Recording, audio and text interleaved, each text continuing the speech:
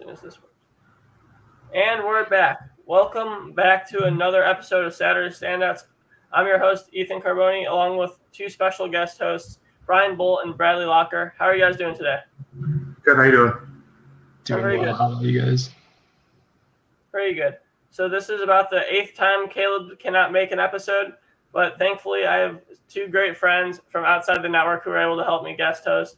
And we have a fun week. Going into week 1, we finished week 0. There were some great games that went on, and let's just talk about some of it. What were your guys' takes away from week 0? You can go first, Bradley. Yeah, I think, Ethan, you were alluding to it before we hopped on here, but Nebraska is simply an utter disaster in the state of college football right now. Last year, Michigan was really viewed as a laughingstock, and they only went 2-4. It's not even horrible, but they obviously had such high expectations. But you look at Nebraska, I think Scott Frost had a quote where basically Nebraska wasn't prepared for Illinois, which that sounds almost impossible considering they were literally the first game in the entire country. Adrian Martinez continues to look horrible and wildly inconsistent. So I really think the Scott Frost era and the Adrian Martinez era in Nebraska and in Lincoln is coming to a crashing halt. Yeah, I'm going to actually go off that with Nebraska. Scott Frost has just been nothing but disappointing since he's been to Nebraska. He was supposed to come in, have a nice 3-year outlook, absolutely be the go-to guy in Nebraska as a coach. Adrian Martinez just fallen off. Like freshman year, he looked pretty solid, and then he's just not been anything more than mediocre at best. And so Nebraska, if you're a Nebraska fan and you look at this team, you're like, this is going to be another disappointing year. I think this has got to be the final season of Scott Frost. For sure. At this point, I've been hearing a lot of stuff saying Adrian Martinez should switch to wide receiver or running back. I feel like after that one beautiful run he had, I think it was like 74 or 84 yards or something like that, I definitely think that should be a situation where Scott Frost should move him, and then if they have a backup quarterback that's even semi-capable, just throw him in at quarterback and get your best players on the field. Because Adrian Martinez is not that at the quarterback spot. Yeah, no, there's only very rare instances when you get a guy like Lamar and Michael Vick where you just run all over people, and while also having some nice passes. Adrian Martinez is not that guy. He reminds me a lot of Denard Robinson back in the day, where he's more of a better fit for running back than quarterback.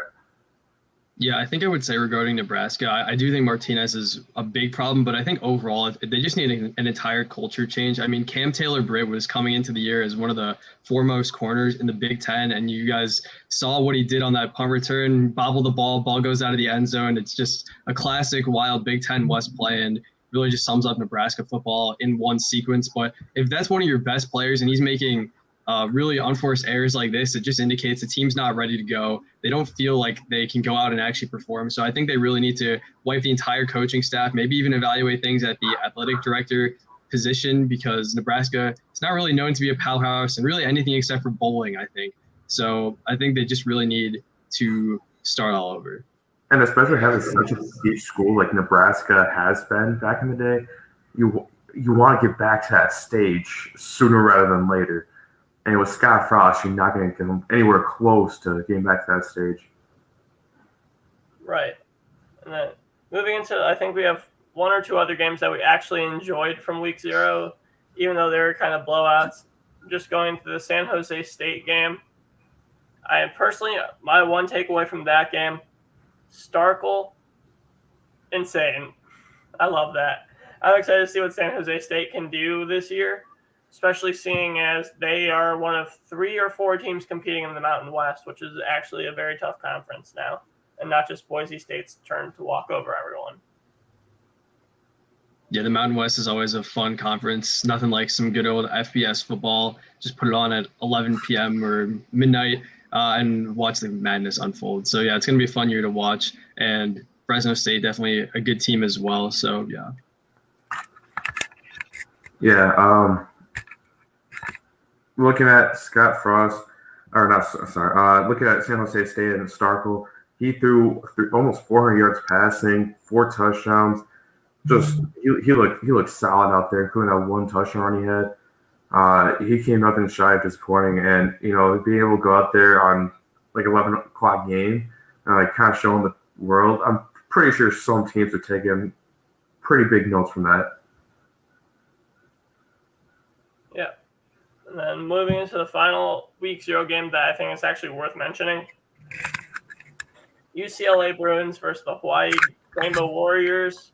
We saw DTR. I don't even want to say we saw DTR prove himself. His 10 for 20 for 130 yards is kind of pathetic. Although he did have that one nice touchdown, but still, I think we can all agree that the ground game was the one thing that we all loved, especially from Charbonnet. 106 yards on 6 carries and 3 touchdowns. Michigan transfer has really proven his worth. He was balling out like this at Michigan as well. He was really dominant at a very strong Big Ten conference, and now he's taking that his talents all the way to the West Coast and the Pac-12, and really just showing himself that it wasn't a fluke. It wasn't just the Michigan. It's him, and going off for 106 yards and a touchdown. I think it was insane. It was incredible. Definitely something to take notes of, and he might have to bail out DTR this year. Yeah, I think I was reading an article, kind of a roundtable from ESPN the other day about how Chip Kelly actually might be on the hot seat at UCLA just because they've had basically no success in the Pac-12 whatsoever, and especially compared to his days at Oregon. But this is really the exact way he wanted to start, with a commanding 44-10 victory. Obviously, Hawaii's not the program that it used to be, and not the program that Colt Brennan used to lead to victory, but still exactly what Chip Kelly could have asked for. But he's obviously got to sustain it against a higher quality of opponent later on in the year. Yeah, he's got to hope that Charbonnet bails out both DTR and Chip Kelly for this year. For sure. All right, moving into the week 1 preview. Week 0 was fun, but week 1, I think we can all agree that's when the fun really begins, because you're actually having the top tier teams play, not having your best game be a potential 4-8 Illinois versus a 1-11 Nebraska. I think that we want to actually see some good football. Coming from an Illinois fan, I want to see good football. Yeah, you'll get plenty of that this week. Don't worry. Oh, yeah. Starting off with me and Caleb talked before. ULL Texas. He is Texas. What's your guys' thoughts? You see, I have ULL in this one, and with Levi Lewis being the guy at ULL again, he's got that experience, he's got the leadership. Anytime you have a quarterback with phenomenal leadership, you're gonna have pretty good success for the most part. And I don't know if I trust Texas that well. Every time we've seen a Big 12 team in the college football playoff, they've always struggled, especially on the defensive end. And so with ULL having a powerhouse quarterback like Levi Lewis, I'll go that far. Yeah, I think he's a pretty powerhouse quarterback. When you have a powerhouse quarterback like that, I don't know if you could trust that defense. And with Sam Ehlinger being gone after last year, you're going to have to look into a new quarterback, a new face quarterback, and I don't know if I trust that. Hopefully Texas has something up their sleeve, but I have ULL winning that one. Interesting. Yeah, that's a great point, Brian, about how Big 12 teams have struggled in the CFP recently, but I am going to go against the grain and take Texas here. I just think first game back in Austin with fans, there's really a new dawn in the South with Steve Sarkisian taking over and installing his new system. We obviously saw the wonders he did at Alabama. I mean, yes, you could attribute it to all the talent they had, Najee Harris, Jerry Jeudy beforehand, Devontae Smith, the Heisman winner, Jalen Waddle, all those guys. But Sarkisian was calling some outstanding plays, and it really paid dividends for Alabama. So I'm excited to see what he can do at Texas, and especially with Bijan Robinson, who many think is going to be really a Heisman contender and take that next step because he's had some injury problems in the past. And I do agree with Brian that Texas does have some questions at quarterback with Hudson Card starting, and they might go to their backup at some point in the game as well. So Card's kind of the guaranteed week 1 starter. We don't really know beyond that. But I do think it's going to be a good test for ULL. Obviously, not being a Power 5 team, can they go on the road and win in Austin? We saw Kansas. They're obviously a Power 5 team. They almost did it a few years ago with Ehlinger under the helm, but I would be pretty surprised if Texas lost this one just because Steve Sarkisian wants to set the tone early. You see, I've been a huge activist for ULL going undefeated and finishing in the top 15. And I'm going to stick with that here. I got ULL. I'm riding with Kyron Lacey, Jalen Williams, Peter LeBlanc, Errol Rogers Jr., and Levi Lewis led offense. I trust their running backs, Chris Smith, TJ Wisham. I think that they can get the job done on the ground. I think in reality, the ground is what's going to matter. Although I think that they have a top receiving core, although stats might not show it, Levi Lewis is going to need to get the ball to them quick and fast, because otherwise, if they really need to rely on the ground that much, Texas has those 4 or 5 star recruits that can swallow them up. If they're able to run around them, that's great. But I think personally, Levi Lewis is going to have to really complete his passes and actually get around that 60-70% mark of completions. Otherwise, Texas could take this game. Although, at the same time, you're having Hudson Card, freshman quarterback, and brand new system with a brand new team that no one knows how they're going to play. Texas has been the laughing stock of college football, aside from Oklahoma in the college football playoff. In reality, no one's sure how this is going to go. I personally think ULL, they have a great ground game, and then I think they have the most underrated passer in Levi Lewis. Yeah, like you were saying, we don't know how this is going to go, but I know whichever way it goes, it'll be a great note-taking game, to say the least. It'll definitely make a difference, or it might give a nice little out view, potentially, of how the season will go for both teams. See if Levi's still got it in him to be the ULL guy. See if Texas has their quarterback once again. So this game will be a huge preview of what could possibly happen this year. Yeah, one player I would note in this game for sure is Deshaun Overstone of Texas. His name is picked up a lot in recent weeks regarding the NFL draft. I think he's going to be a junior this year, but he's kind of a field general, almost an Isaiah Simmons type. So if he can go all over the field, make plays sideline to sideline, he could definitely have a big impact, not just in this game, but throughout the entire season. For sure. And then one more storyline that I like is the Lorenzo McCaskill-led defense of the Raging Cajuns versus Bijan Robinson. And can that Texas run-heavy offense, because let's be honest, they're not passing that ball 50 times a game, can they run the ball all over them? If McCaskill can lead these stout linebackers to hold Robinson for under 80 yards, 90 yards, 100 yards, if he can just keep them under that for like 20, 30 touches, that's huge. If they can shut down the Texas run game, they'll win. Yeah, I mean, it all depends on if Robinson can stay healthy. Like, he's had injuries in the past, and it all depends on how he handles it this year. Yeah. Do you guys have any score predictions?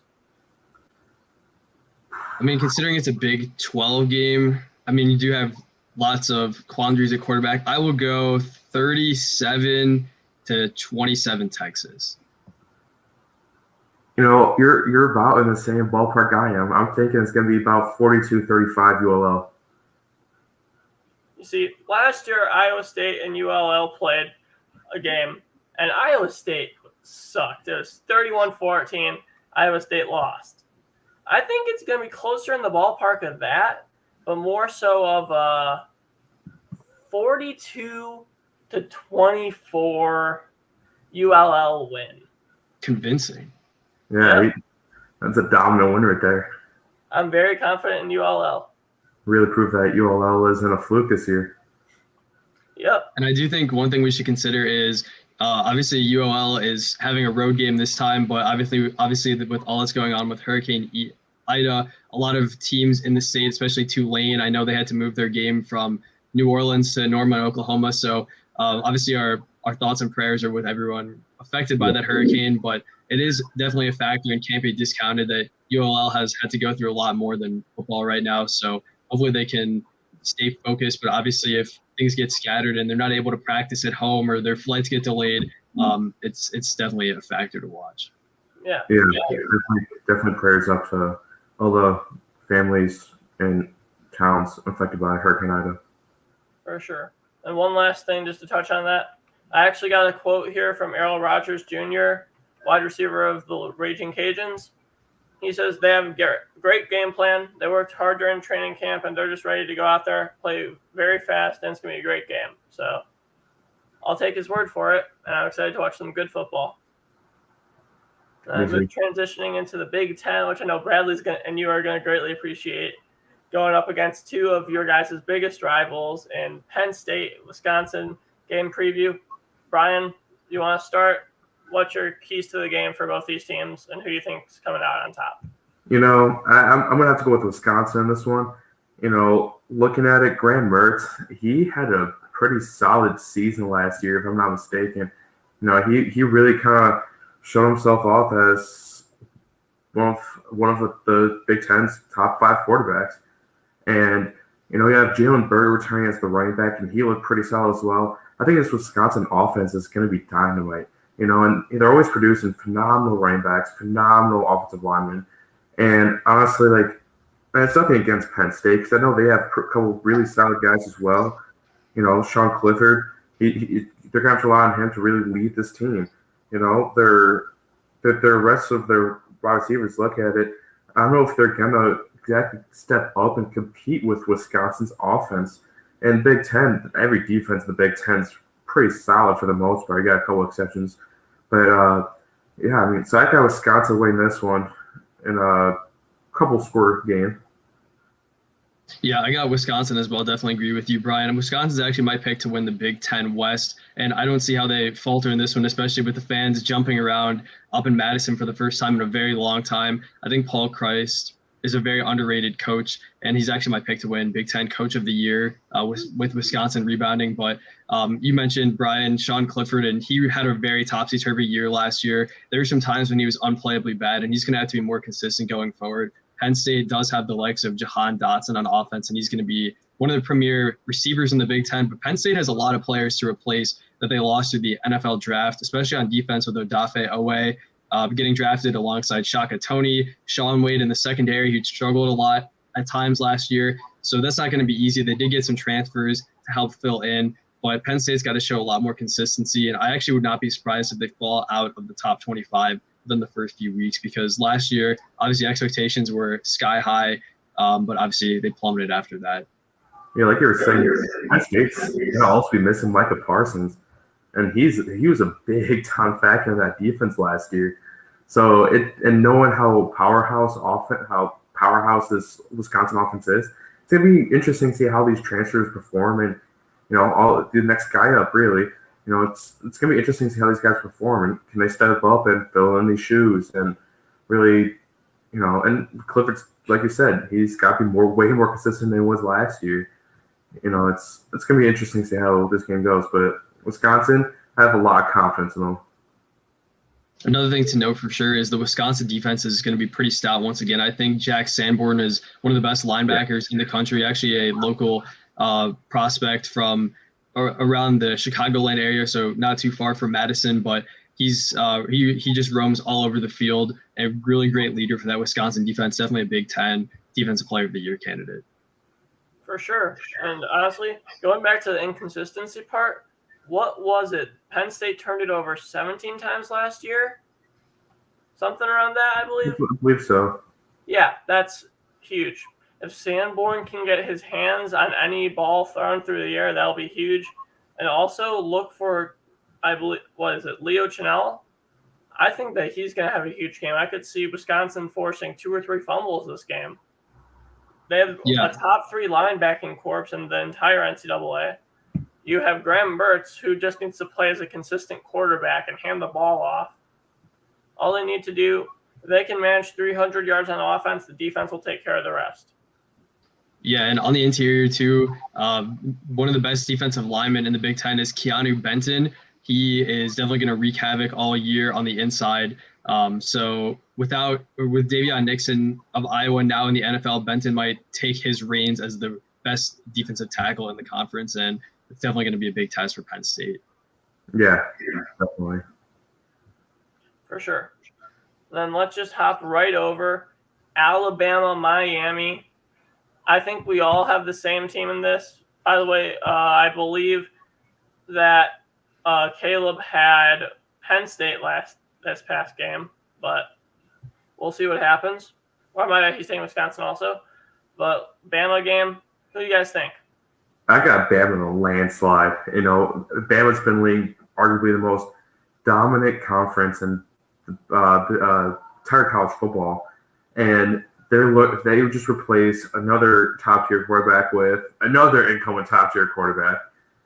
Bryce Young's been looking phenomenal in the scrimmage game, the Crimson vs. White, I think they call it. He looked phenomenal in that game. He's just been looking dominant in practice. He's still got the really, really solid roster year in, year out, especially with the wide receiver, I'm trying to think of his name right now, Ajay Hall. Ajay Hall. He's a very dominant receiver as well. And look at how Alabama has had, you've had Tua with,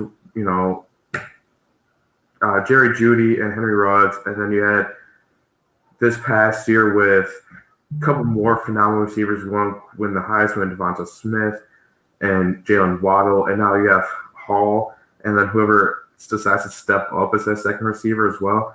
And honestly, it's been a long time since Miami's really stepped up to a team like Alabama and showed them all, proved them differently. Derek King's going to have a lot on his plate, and I think Bama is just going to be too much to handle. Yeah, I like what Miami is building down in South Florida under Manny Diaz. I think he's developing a solid program and culture in Miami. Is definitely going to probably end as a top 25, if not top 15 team, but I just really don't think they have much of a chance against Alabama. Then again, I'm not sure really anybody does. The best that Miami can hope for is that Bryce Young struggles a little bit in his first game, but I guess the only area of concern is he did not beat out Mac Jones, but in retrospect, that's probably not an issue considering how good and precise and confident Mac Jones was throughout the entire 2020 season, ending as a Heisman candidate. So as you mentioned, Brian, Alabama just loaded at really every single skill position. And one guy I think is going to be phenomenal is John Metchi. He was kind of in the shadow of the Alabama receivers of the past, especially Devontae Smith and Jalen Waddle this past year. He's a big physical, big catch guy, tough over the middle as well. So he had a number of highlights, and I think he's going to be Young's go-to guy. And on the defensive side of the ball, especially in the secondary, Alabama has Kool-Aid McKinstry, who not only has one of the best names in college football, but he's also a standout corner, as well as Josh Joby. So Nick Saban people are claiming he could have the best defense he has possessed in quite a while. And yes, they did lose Steve Sarkisian. They lost Najee Harris, all these guys, but Alabama continues to churn it out. And also look for Bill O'Brien to have a big year at offensive coordinator. As we all know, he was disastrous as the head coach of the Texans. But I think a lot of times professional coaches, once they go down a step to the college level, that's where their intellect and experience really takes over. Unless your name is Chip Kelly. Yeah. I'm going to agree with you guys here. Bama should smash the Hurricanes. I like Manny Diaz, but at the same time, do we really trust Miami to – I agree top 25. I feel like top 15 might have been a bit of a stretch, but you never know. I feel like Derek King's overrated, just me personally. I don't see him being a top 5 quarterback in college football this year. I see a lot of sites posting him as that. I don't trust him, and especially going against what I think is the best Alabama defense in the past 10 years. I don't think that they're going to put up more than 14 to 17 points week one. I think Alabama beats them by 30 plus. And I think that John Metchi grabs a couple scores. I think Bryce Young ends up actually showing out and proving why he was a top 2 quarterback in his class. Nick Saban recruits guys to be Nick Saban guys, and Bryce Young is one of them. I'll put my trust in Alabama to smash the Hurricanes. Yeah, I got the score being 52-14, Alabama. I actually was going to say the same thing. I think it's going to blow up. I'll make it a little more modest just because I think Miami might score in garbage time a little bit. I'll go 45-28 seems fair. All right. Moving in to the Iowa-Indiana game. Caleb's taking Indiana. Brian, Bradley, your thoughts? I'm going to go with Indiana as well. It is a big road game, and obviously being back in Kinnick Stadium, having those fans and Kirk Ferentz and having the crowd in his favor is definitely going to play a large role. But I think Indiana has one of the best 1-2 punches on offense with Michael Penix Jr. obviously coming back from injury. But he was really sound last year and was in the middle of a breakout season. And then you also have Ty Freifogel on the outside. So that duo, along with a very well-coached team and Tom Allen, the reigning Big Ten Coach of the Year. And on defense, Indiana actually drew rave reviews from Brandon Joseph, the Northwestern safety, one of the best defensive players in the entire country. Obviously, they have Tywan Mullen and a few other guys. So I would think Indiana squeaks out a win in Iowa. Yeah, with this game, I don't think it's going to be as big of a blowout as Bama and Miami might be. But definitely still got Indiana in this game. Like Bradley was saying, the 1-2 punch is just it's going to be insane. Ty Freifogel has been one of the best receivers in college football at the moment, and he's going to be looked at as a big leadership role. He probably could have entered the draft last year and probably could have gone middle rounds, I'd say. And so, not the fact he returns is huge for Indiana. Michael Penix Jr., him coming back off injury, he's a pretty solid quarterback as well, pretty consistent quarterback who can really scramble when needed. And I think Indiana's offense is just going to overmatch Iowa's defense a little bit. I think it's going to be a tight squeaker game. I think it's going to be 24-20. Yeah, I would personally say 27-24 Indiana. Yeah. See, I'm going to go against you guys. I like Iowa here. I like the idea of them being at Kinnick Stadium. First time with fans in a while. This will be fun. This will be a great game, but I don't trust Penix and Freifogel. I'm not going to say last year was a complete fluke, because I think that Indiana has the best chance of any team to dethrone Ohio State this year. But at the exact same time, I don't trust any team to beat the most consistent team in college football that's not named Alabama over the past decade. I can't argue the fact that the Indiana's 1-2 duo has some questions and concerns about how legit they were. However, I just look at Iowa's roster; they're a pretty young roster all around for the most part. So I don't know if that's going to be really between talent versus experience in this game. Yeah, one of the reasons why I picked Indiana is just that Spencer Petras for Iowa really was not that good last year. And Tyler Goodson, a lot of people think he could emerge, but I mean, it's going to be a pretty good Indiana defense is going to be facing in week 1. So that, as Brian was alluding to, definitely some questions there. However, I do think Iowa's offensive line is going to be one of the best in the country with Tyler Linderbaum, the former defensive lineman, switching sides and really showing out at center. He's arguably one of the best offensive linemen in the entire country and one of the best prospects as well. But as I mentioned earlier, having to replace Davion Nixon is one of the biggest voids in really the entire country. And I don't think Iowa's going to be able to piece enough together on the defensive side of the ball to do that right away. I agree with you on the defensive side of the ball right away. I think it'll be complicated, but at the same time, just having Linderbaum, just having Nick DeJong, Cody Inks, I just love the fact that Iowa always puts together that solid offensive line that's always top 5, top 10 in the country. I feel like just having that will be good enough for Petras just to get the ball out to his wide receivers, and I feel like Sam Laporta is going to actually take that next step. I think that Iowa's tight end let's be honest here. Laporta has always been pretty solid. Then you have Luke Lachey, a redshirt freshman, who's really going to take off this year. And then Tyler Goodson, running behind that Iowa offensive line, can make any running back look amazing. So I'll take Tyler Goodson to be the second best running back in the Big Ten. Yeah, I can see that happening. I'll probably go with a 27-24 final score with Iowa winning it. Then moving in, unless you guys have any final thoughts, to the Clemson, Georgia, which I think we all think is probably the game of the week. Potentially game of the year, with the exception of the playoffs, assuming that they finally don't have a blowout in a playoff game. But this should be the game of the year. What do you guys think going into this? Yeah. Well, I think this is really a big test for Georgia and Kirby Smart, because I think Georgia's been on the precipice of being one of those teams that's really elite in the country, up there with the Alabamas, the Ohio States. the Clemsons. If they can win this game, it really sends a message to the rest of the nation that they are serious. They actually want to make the college football playoff and avenge that loss to Tua Tagovailoa and the Crimson Tide a few years back. But I do think one thing to consider is that George Pickens, who had really been phenomenal his first year with Georgia, is likely out for a big part of this year as well, as he's dealing with an injury that he suffered in Georgia's spring game. And I also am not really bullish on JT Daniels. I think he was okay last year, but I definitely trust DJ Ucla a lot more than JT Daniels. Yeah, I might have to bounce off that. I think Clemson is going to win this one. I think it definitely will be a test for both teams.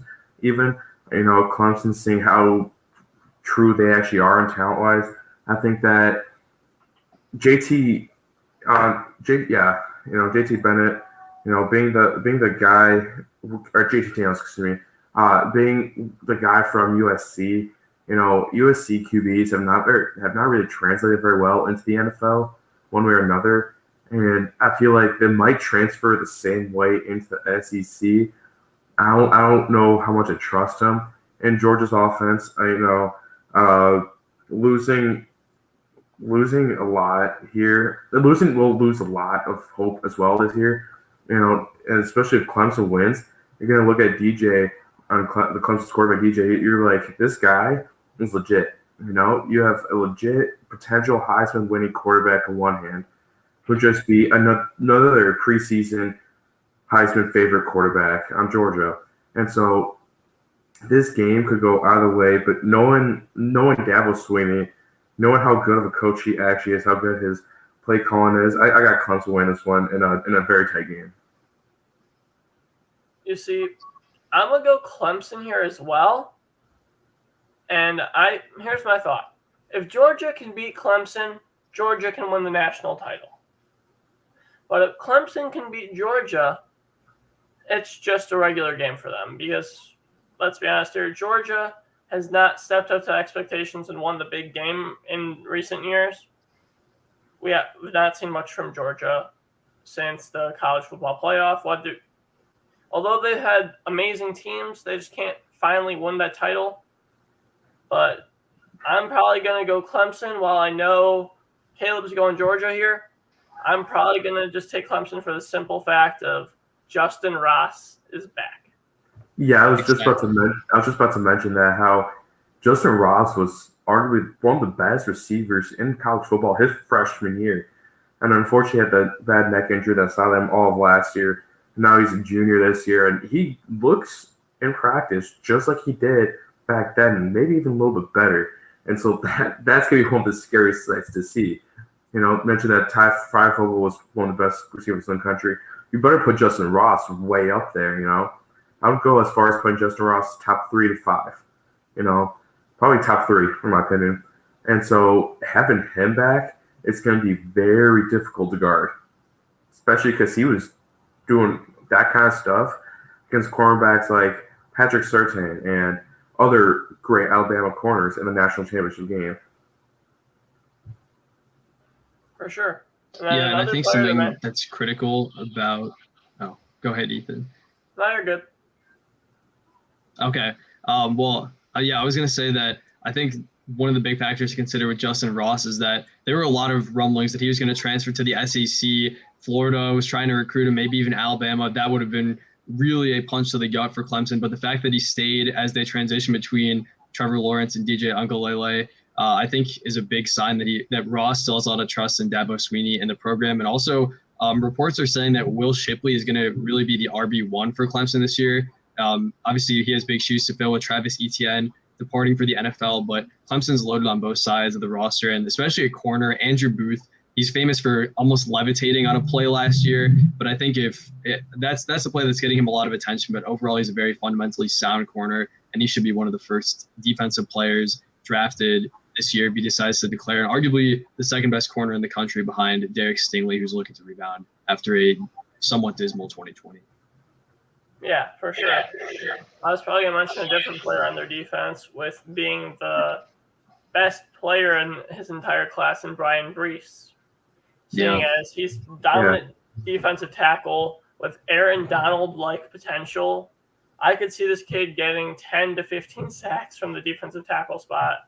Although he's not necessarily just a D tackle or nose guard, he can pretty much play anywhere you need him to on the defensive line. He can be a stand-up pass rusher if you need him to. He's just a beast. He can do it all. And then along with what you said, Andrew Booth is a top 3 corner in college football. I'm excited to see from him. And then just quickly going into Georgia, JT Daniels, don't trust him, especially with, I think, 3 of their starting wide receivers are out for week 1. So 3 of their top 4 or 5 at least. So I don't know what to say about that. Like, if you're not having your best guys on the field, you don't have a chance to beat Clemson at all. Yeah, especially with, like Bradley said, Andrew Booth, he looks pretty good as well. He showed glimpses of it last year. I think this year is where he really shows it completely. This emerges as one of the top corners. So if you don't have your top receivers out there, again, to have him go up against, you might be in for a rough time. Yeah, and the location of this game, I think, is actually paramount to consider as well because, yeah, it's taking place in Charlotte. So theoretically, fans from Athens or from Clemson could get there pretty easily. But the fact that it is a lot closer to South Carolina, I think we're going to see more Clemson fans there. Then again, as Ethan mentioned, given that this is arguably the best game of the year, could be warring factions filling up both sides of Bank of America Stadium. But I would think Clemson has a slight edge in fandom. Not that it really means anything, but if it's more than, I don't know, 65, 70% Clemson faithful in the house, that would only incentivize a win for the Tigers. For sure. And then probably for my score prediction, I'm going to go along the lines of 38 to 17. I'll take Clemson here. Yeah, I was thinking 45-24 Clemson. I just think Georgia's going to get outclassed. Yeah. Yeah, and knowing that the Georgia receiver's gone, and DJ Ucla looking as good as he did last year against a really good Notre Dame team, I'm going with a final score of about 42 to 21. All right, moving into the 6th game. I think the 5th game for games of the week. Notre Dame versus FSU. As an FSU fan, obviously Caleb was going to pick this because he really thinks for some reason Florida State has a chance, and that's why he's picking Florida State over Notre Dame. I think all 3 of us are agree that's laughable, and I'm probably going to win the bet this week, but who knows? What do you guys think? Florida State, Notre Dame, and why is Caleb wrong? Yeah, Florida State, I can understand why he might think they have a chance. Mackenzie Milton, he's coming back. He was pretty good at UCF. But just you got to look at the entire roster build up. Notre Dame's just more built than FSU is. So, yeah, I have to go with Notre Dame here. Brian Kelly's one of the best coaches college football has – I'd arguably say one of the best coaches college football's ever seen. The way how he's been so dominant for so long. I think that Florida State's going to have a hard time competing against that. You can look at, you can make an argument saying, oh, Florida State's got an experienced QB. While I think the Notre Dame is going with Jack Cohen as their quarterback. Yeah. Yeah. I think that's their go-to starting quarterback at the moment. And he's a senior as well, though. So he's had experience to learn in book. Now this year, it's just time to take over, And so you have experience at the most important part of your team, which is the quarterback. If you don't have good leadership up there, the rest of your team's going to collapse. And I think you can really make a side for both cases there. But, overall, it's the rest of the Notre Dame's team's built way better than Florida State's.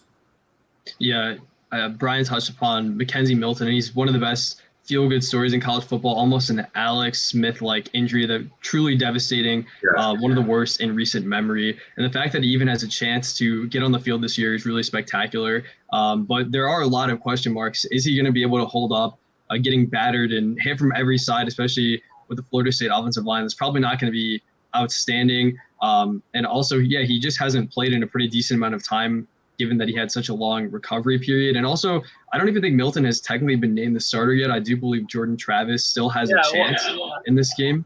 So, I don't know for sure if they're rolling with Milton. But even if they do, I definitely agree that Notre Dame should win this one pretty easily. Florida State playing down there in Tallahassee can sometimes be arduous. We saw it with UNC and Sam Howell. They got rattled last year, but that was kind of a fluke game in my opinion, and I think Notre Dame is better than UNC all around. And also, don't discount Kyron Williams. I think he's going to flash this year as Notre Dame's running back. He was pretty solid in the college football playoff, although Notre Dame, that's definitely its kryptonite. So I think the Irish are looking to get back to that. And also, Kyle Hamilton is widely regarded as one of the premier defensive prospects in the entire NFL draft. He's a hard hitter, very tall safety with good range and ball skills as well. So as long as Notre Dame leans upon the experience that Brian talked about with Jack Cohn, looking for him to be hungry after leaving Wisconsin and replace Ian Book, as well as Kyron Williams and Kyle Hamilton, Brian Kelly should have a recipe for success in this one. Yeah, you can never discredit Kyle Hamilton, and not even just how hard hitting he is, but his presence he brings with him deep downfield. You can't throw it deep down his side, or else you're going to kill your receiver on a jump ball, or he gets picked, because Kyle Hamilton just brings that kind of presence where it's hard to throw it his way successfully. So it's going to be really hard to even throw it deep at all. Right. And then going back to the Florida State starting quarterback thing, to the Tallahassee Democrat, Florida State released its first football depth chart without listing a starting quarterback. So this is what we get from Florida State. I wonder if it could be a top 5 program in history. It won't even name your quarterback. Like, it's what? That was probably 5 days before game day, 6 days. Come on. Yeah, I can see them going for like the 50-50, like, hey, Milton, you go out there and take those snaps. All right, now the other half will belong to this guy, That's probably what they're going to end up doing until they see, like, who's their true QB1, who's their receivers respond to better. Right. I just want to see Kyle Hamilton seeing as he's the best safety in all of college football. I just want to see him light someone up. And yes, Ben, I don't know about best safety in college football. He's one of the best. That's what I'll say. I'll go with the best just because I know you're a Northwestern fan. Who would you say is better? I mean, obviously I'm biased. I would say Brandon Joseph is better, but it'll be tested this year for sure. Oh yeah. But yeah, I'll go Notre Dame as well. I'll probably go with a solid 41-35 win. I'll say that Notre Dame lets them in the game just so that I can make Caleb happy and say it's a close game. No, I got the score being 38-24 Notre Dame. I will go 35-24 just because it is a bit of a tough atmosphere, especially with the chance that they do down in Florida State. But I think Notre Dame should still win. For sure. And then that's the end of our Games of the Week segment. Just because I know I brought you two on here. I know that those not necessarily were your teams. So let's just go kind of preview your team's weeks. Bradley, you want to talk about that Northwestern game?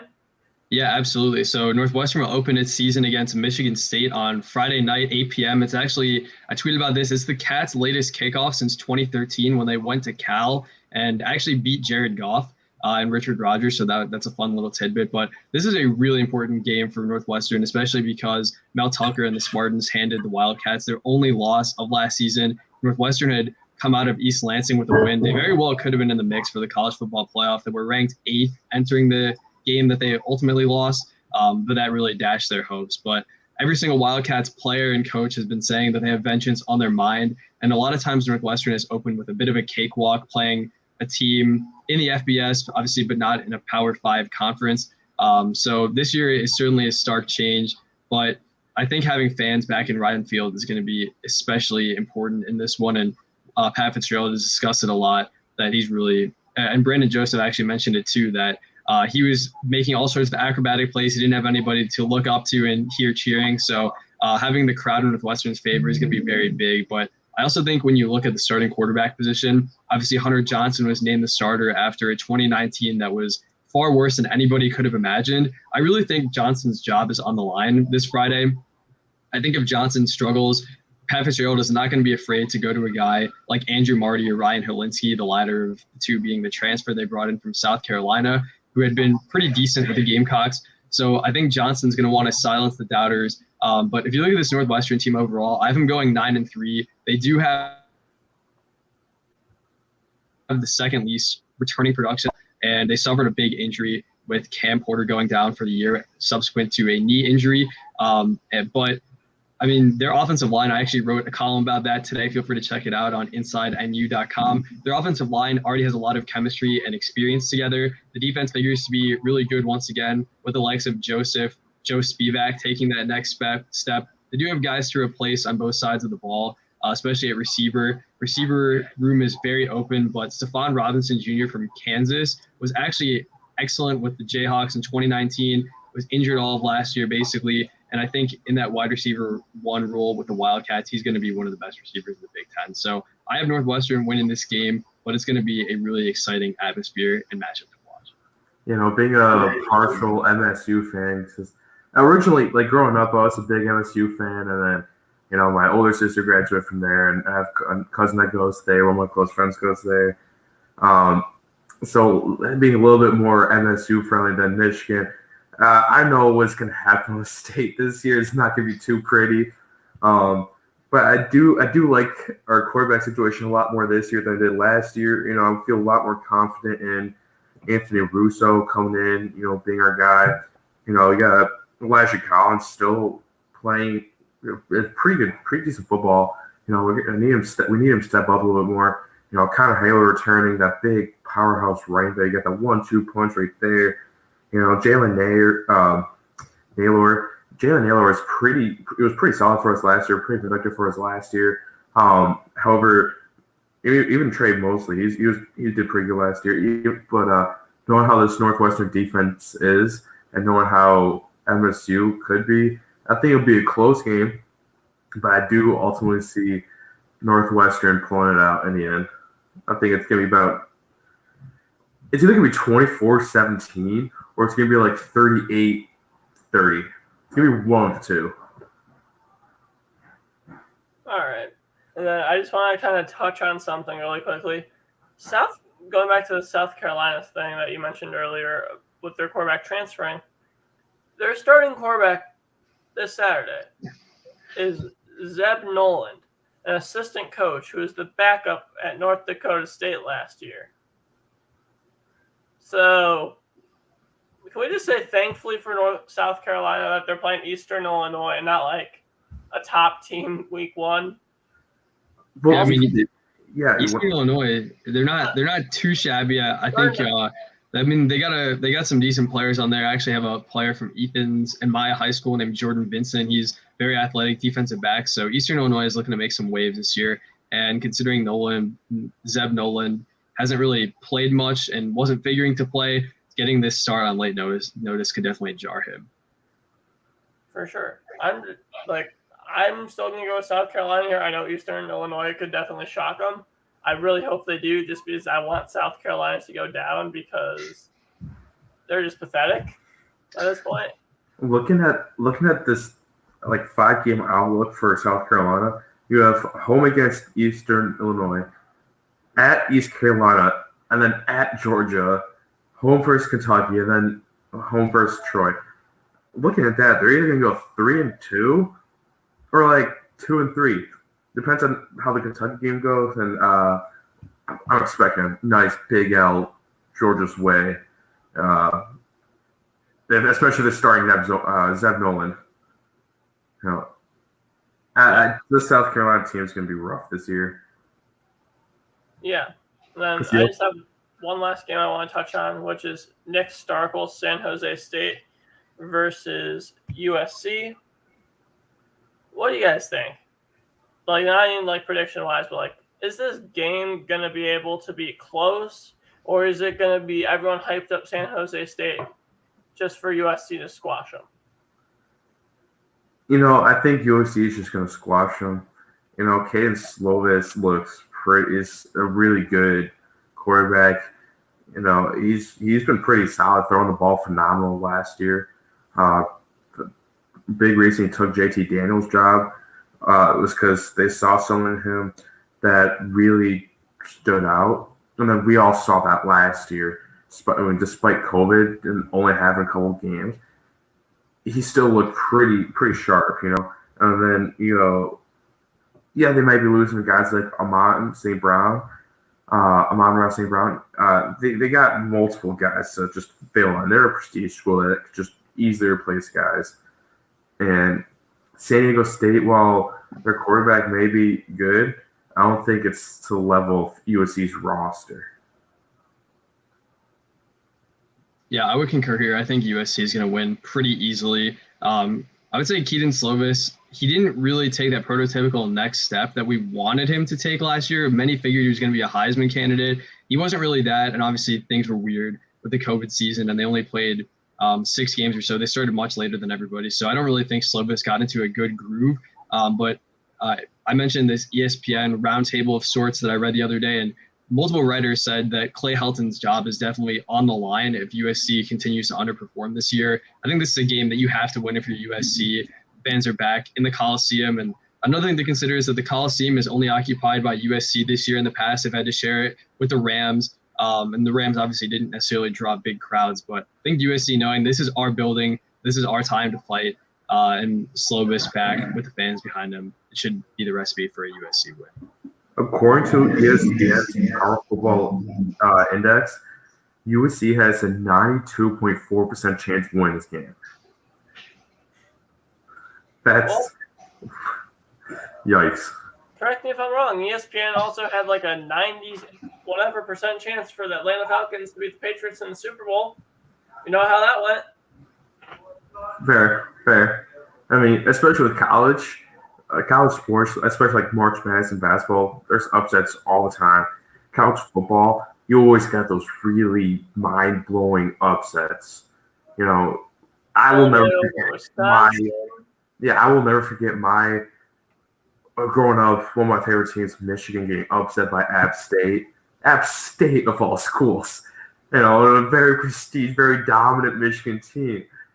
You know, so college football is a crazy scenario that San Jose State could pull us off if they do it right. And if USC doesn't do it right. Both has to happen for San Jose State to have a chance. I think the good news for Clay Helton, though, is that he definitely has a game changer on the defensive side of the ball in Isaiah Polamalu, who's actually the nephew of Troy Polamalu, recent inductee to the Pro Football Hall of Fame, arguably the best safety in NFL history. So Polamalu should figure to be one of the best defensive backs, if not players in the country, maybe a Bednarik contender, as he looks to build upon his already solid NFL draft stock. For sure. And then, honestly, I think that's the episode. Thank you guys for joining me. Do you guys have anything you want to shout out? Not much right now. I just, in a few days or weeks here, just look out for our article on fan side of our Titans. I'll be dropping a couple articles here soon. Charlie, go check that out. Bradley? Yeah, I would say if you are interested in some of my work, you like what you heard here, feel free to follow me on Twitter at Bradley_Locker, kind of spelled how it sounds. But as I mentioned, I'm a writer for Inside NU of SB Nation. So I've already done a few film reviews for that. Looking forward to doing more this year. And I also covered the Steelers for Behind the Steel Curtain of SB Nation as well. So if you're interested in any of those teams, feel free to check me out. I would definitely appreciate it. And always check out me. My at's on the screen at Ethan_Carboni, as well as check out Saturday Standouts on Twitter at Sat_Standouts. I'm going to start posting more there. Caleb's going to start posting more there as we get into the season. There's going to be a lot of big games tomorrow night, Saturday. Just going to be a lot of fun stuff happening here. Thank you guys for tuning in to Saturday Standouts. Thanks for having us. Yeah, thank you.